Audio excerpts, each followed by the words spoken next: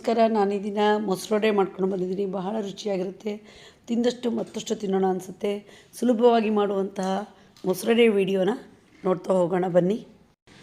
ತಟ್ಟೆ ತುಂಬ ಕರೆದಿರೋ ವಡೆ ಇದೆ.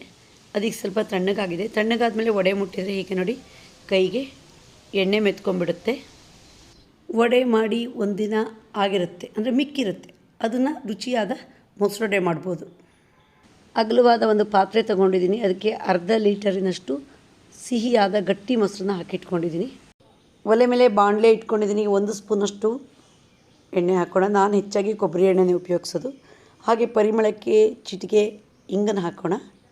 1/4 ಸ್ಪೂನು ಉದ್ದಿನಬೇಳೆ, 1 ಸ್ಪೂನ್ ತುಂಬ ಸಾಸಿವೆ ಕಾಳನ್ನು ಹಾಕೋಣ. ಈ ಮೊಸರೊಡೆಗೆ ಸ್ವಲ್ಪ ಜಾಸ್ತಿನೇ ಸಾಸಿವೆ ಕಾಳು ಹಾಕಬೇಕು ಒಗ್ಗರಣೆಗೆ. ಈಗ ಒಗ್ಗರಣೆನ ಸ್ವಲ್ಪ ಫ್ರೈ ಮಾಡ್ತಾ ಹೋಗೋಣ. ಹಾಗೆ ಪರಿಮಳಕ್ಕೆ ಕರಿಬೇವಿನ ಎಸಳನ್ನು ಹಾಕೋಣ. ಒಂದು ಹಸಿಮೆಣಸನ್ನ ಸಣ್ಣದಾಗಿ ಹೆಚ್ಚಿ ಒಗ್ಗರಣೆ ಜೊತೆ ಹಾಕೋಣ. ಈಗ ಎಲ್ಲವನ್ನು ಸ್ವಲ್ಪ ಫ್ರೈ ಮಾಡ್ತಾ ಹೋಗೋಣ. ಒಗ್ಗರಣೆ ಫ್ರೈ ಆಗಿದೆ. ಈಗ ಮೊಸರಿಗೆ ಹಾಕ್ತಾ ಬರೋಣ. 2 ಸ್ಪೂನು ಸಣ್ಣಗೆ ಹೆಚ್ಚಿದ ಕೊತ್ತಂಬರಿ ಸೊಪ್ಪನ್ನು ಮೊಸರಿಗೆ ಸೇರಿಸೋಣ. ಒಲೆ ಮೇಲೆ ಬಾಣಲೆ ಇಟ್ಕೊಂಡಿದ್ದೀನಿ. 4 ಸ್ಪೂನಷ್ಟು ಎಣ್ಣೆ ಹಾಕೋಣ. ಹಾಗೆ ಎಣ್ಣೆ ಸ್ವಲ್ಪ ಚೆನ್ನಾಗಿ ಕಾಯಲಿ.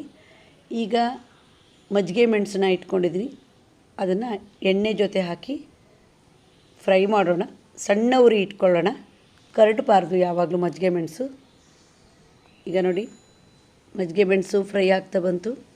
ಹಾಗೆ ಎಣ್ಣೆ ಬಸ್ತು ತೆಗೆದು ಒಂದು ಪ್ಲೇಟಿಗೆ ಹಾಕಿ ಇಟ್ಕೊಳ್ಳೋಣ. ಒಲೆ ಮೇಲೆ ಒಂದು ಪಾತ್ರೆ ಇಟ್ಟಿದ್ದೀನಿ. ಅದಕ್ಕೆ 3/4 ಲೀಟ್ರಷ್ಟು ನೀರು ಹಾಕಿದ್ದೀನಿ. ಈಗ ಒಂದು ಪ್ಲೇಟ್ ಮುಚ್ಚೋಣ. ನೀರು ಸ್ವಲ್ಪ ಕುದೀಲಿ. ನೀರು ಕುದಿ ಬರ್ತಾ ಇದೆ.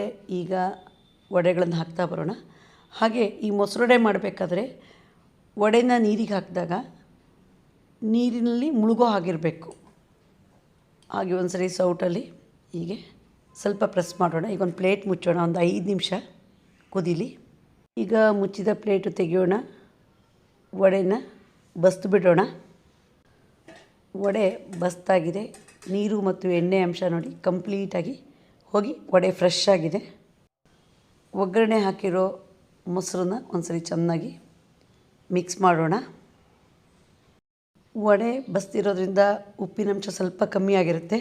ಹಾಗಾಗಿ ಈ ಮೊಸರಿಗೆ 1/4 ಸ್ಪೂನಷ್ಟು ಉಪ್ಪು ಹಾಕೋಣ. ಪುನಃ ಸೌಟಲ್ಲಿ ಮಿಕ್ಸ್ ಮಾಡ್ತಾ ಹೋಗೋಣ. ಈಗ ಒಂದು ಸರ್ವಿಂಗ್ ಬೌಲ್ ತಗೊಂಡಿದ್ದೀನಿ. ಅದಕ್ಕೆ ಬಸ್ತಿರೋ 2 ವಡೆನ ಹಾಕೋಣ. ಸ್ವಲ್ಪ ಬಿಸಿ ಇದ್ದರೆ ಅದ್ರ ಟೇಸ್ಟ್ ಜಾಸ್ತಿ. ಹಾಗೆ ಮೊಸರು ವಡೆ ಮುಳುಗಷ್ಟು ಹಾಕೋಣ. ಇದ್ರ ಮೇಲೆ ಕರೆದಿಟ್ಕೊಂಡಿರೋ ಮಜ್ಜಿಗೆ ಮೆಣಸನ್ನ ಪುಡಿ ಮಾಡಿ ಹಾಕೋಣ. ರುಚಿಯಾದ ಮೊಸರೊಡೆ ರೆಡಿ ಆಯಿತು. ಇದನ್ನು ಬ್ರೇಕ್ಫಾಸ್ಟಿಗೆ ಸಹಿತ ಮಾಡಿಕೊಂಡು ತಿನ್ಬೋದು. ವಡೆನ ನೀರಿಗೆ ಹಾಕಿ ಬಸ್ತಿರೋದ್ರಿಂದ ಎಣ್ಣೆ ಅಂಶ ಸ್ವಲ್ಪನೂ ಇರೋಲ್ಲ. ಎಣ್ಣೆಲಿ ಕರೆದ್ರೆ 1 ಅಥವಾ 2 ವಡೆ ತಿನ್ನೋದ್ರೊಳಗೆ ನಮ್ಗೆ ಸಾಕಾಗುತ್ತೆ.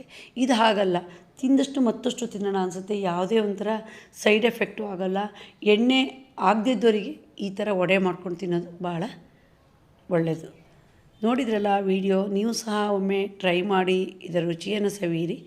ನಿಮಗೆ ಈ ವಿಡಿಯೋ ಇಷ್ಟ ಆದರೆ ಲೈಕ್ ಮಾಡಿ, ಶೇರ್ ಮಾಡಿ, ಸಬ್ಸ್ಕ್ರೈಬ್ ಮಾಡಿ.